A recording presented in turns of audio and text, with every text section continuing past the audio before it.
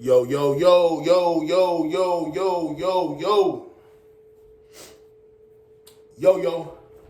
What's good with it? It's the homie Mac. Music, art, culture, knowledge. Each one teach one, peace and love. Reporting live from the Dogon. You know what it is. Like, share, comment, subscribe. Thumbs up, give me the likes. Thumbs up, give me the likes. Thumbs up, give me the likes. It's the homie Mac, man. This is another session of Mac It with Mac book review series. Today it's more of a pamphlet, but the information is heavy. It's only 36 pages. It's a quick read, but it's not a lengthy read, but it is replete with information. The name of this book is called The Klux Spirit by J.A. Rogers. See it? As you know, or you may not know, J.A. Rogers was one of the foremost historians in Afrocentric history. Not even just in America, but just worldwide. Pan-Africanist. He was very prominent during the Harlem Renaissance. Scholar, just overall brilliant mind. But let's get to this book. So we know about the Ku Klux Klan. We know they existed. I think they don't just exist nominally now. I think they are definitely indeed a real entity. I don't think they're as loud or vociferous, what have you, or pronounced, but definitely they call it the Invisible Empire. I do think it's still here. Again, maybe not as pronounced, but it's still here, and the vestiges of the KKK, the spirit, definitely is still here in America. So in this book, he starts off talking about the formulation of the Ku Klux Klan, how it got its name. And the name basically means circle within a circle, Klux, circle. So I guess it's like the circle of brothers, the band of brothers. Slavery ended as we know it in America in 1865. The 13th Amendment was ratified and became part of the Constitution December. Let me make sure I got my dates right.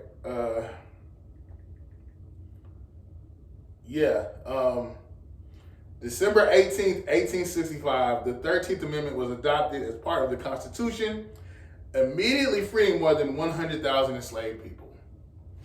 So check the timeline. December 18th, 1865, 13th Amendment, which abolished slavery. I think they said in the prison system, in the penal system, slavery still can exist. But I'm talking about just for the citizenry, for people who are not incarcerated. Slavery ended. Hope you paid attention to what I just said. But yeah, slavery ended, and it was ratified. The 13th Amendment, which abolished slavery, was ratified December 18th, 1865. So check this out. 6 days later, December 24th, 1865, the Ku Klux Klan was created. The first leader, or the Grand Cyclops, as they called him, they had all these ridiculous titles: Grand Dragon, Ghouls, all this other crap. Was founded December 24th, 1865, the day before Christmas. Isn't that something? You should be thinking about Jesus, but they've always pimped Jesus to their end. White supremacists, as we know it. So this book talks about the formulation of the Klan, and essentially the Klan was created. Again, the first leader was Nathan Bedford Forrest in Pulaski, Tennessee. The Klan was essentially created to control Negroes, to keep them docile, to protect white womanhood, to protect the sanctity of whiteness. So these bad N-words, these Negroes, these black folks, the wretched of the earth, won't come into power and usurp our power and subjugate us. So we have to protect our white women. We have to protect the sanctity of white womanhood. We have to protect the white family before these wayward black people come over and totally just control our way of life and subjugate us. The thing that I did not know about this book was pretty much how, well, I knew about black code laws, how laws were created. Basically, the Klan used brute force, but they also were a part of the bureaucracy, the aristocracy, the politics, the judges, the policemen, the businessmen. So they kept their foot on the necks of black people. And there was something, again, you had the black code laws, vagrancy laws, where basically there were laws put in place to keep black people in check. You had, what was it? With the vagrancy laws, basically, if you weren't unemployed and you were just out and about, just hanging out with your friends or even your family, that would be grounds to be arrested. And upon your arrest, they would tell you, okay, either you can go to jail and do this time. Who wants to go to jail? Nobody, I don't think. No one in their right mind. Or you can work for old Billy Bob down the street. Oh, but by the way, he's not paying you anything. That's why the book was created, Slavery by Another Name. Talks about that in more detail. Convict leasing, basically. So you had a lot of black men who couldn't get work, didn't have work, so they were systemically arrested and forced on the chain gang, or they had to work for some white dude for free.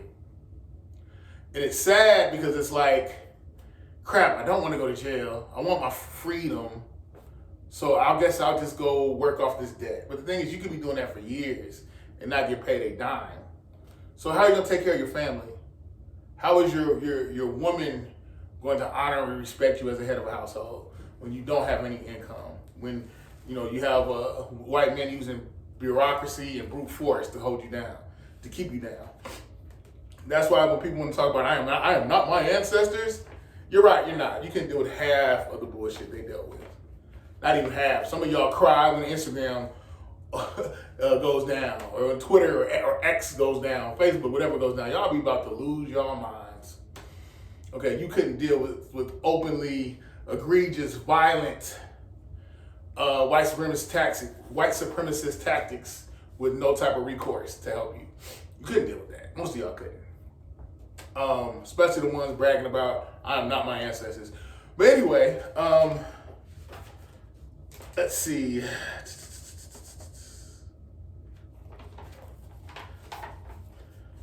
From the book. This is a quote from a congressional report. They had submitted to the national authority not because they would, but because they must. They had submitted to the constitutional amendments which rendered their former slaves their equals in all political rights, not because they would, but because they must. The passions which led to the war being Civil War, the passions which the war excited were left untamed and unchecked, except so far as their exhibition was restrained by the arm of power.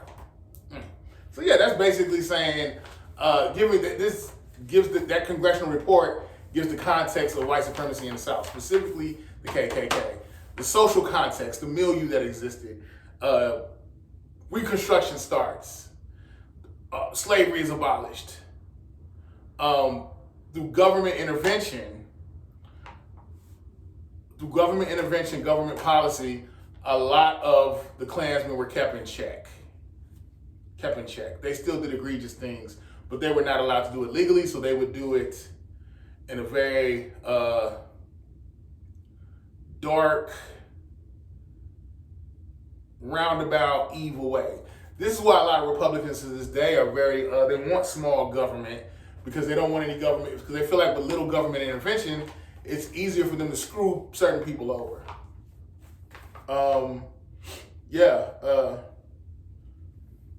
The thing that I did not realize is that there were actually white people who did have a heart of justice and fought against the Klansmen. And some of them were teachers, some of them were women, and they actually were killed, murdered, maimed, bodies just ripped apart from all recognition for helping black people. I don't think we talk about that enough, but I get it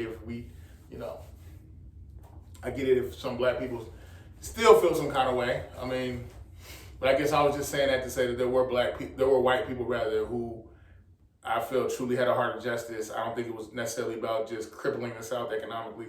They really saw black people as human beings and not just chattel or cattle.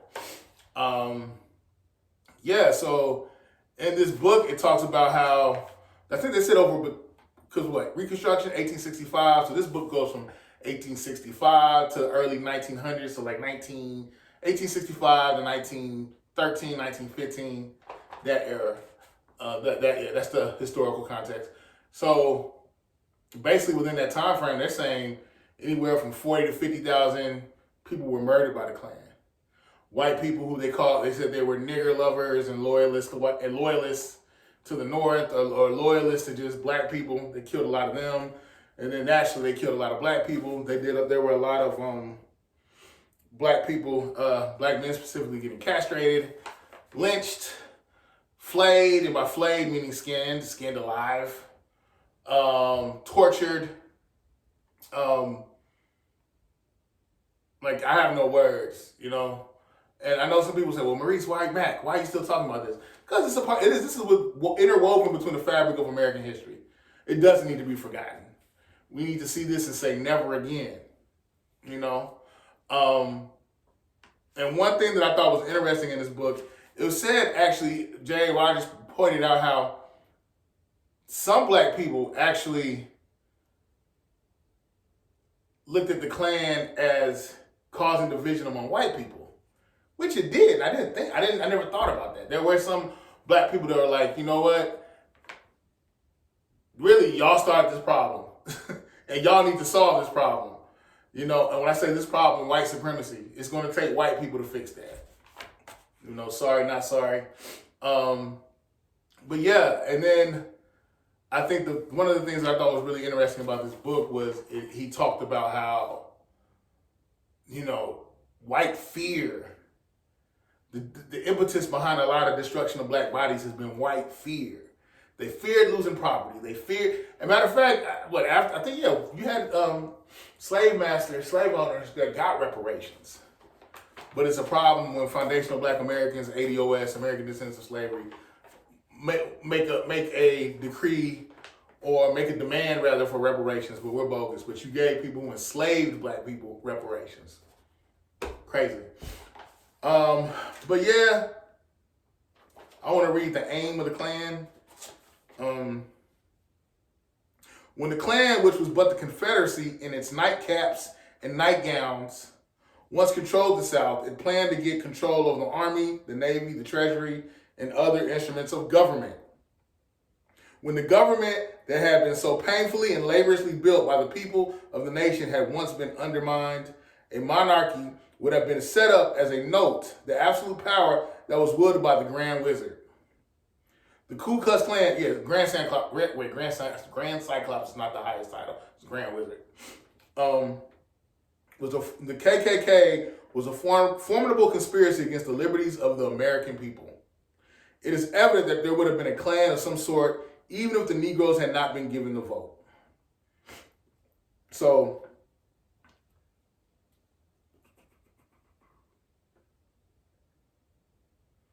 around the 1870s, you had President Grant, actually, said, gave the middle finger to the Klan and said, we about to kick y'all ass, basically.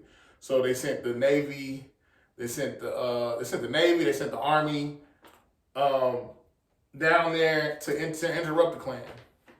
But unfortunately, that protection did not last long. Eventually they left. I think it may have lasted maybe a year or two. But the Klan was still at it, doing their thing. And this book doesn't necessarily talk about it, but it does. There are different phases of the Klan. This is more like during the time of birth of a nation. This is more centered around Reconstruction and around the time Birth of a Nation came out, which is propaganda to the fullest.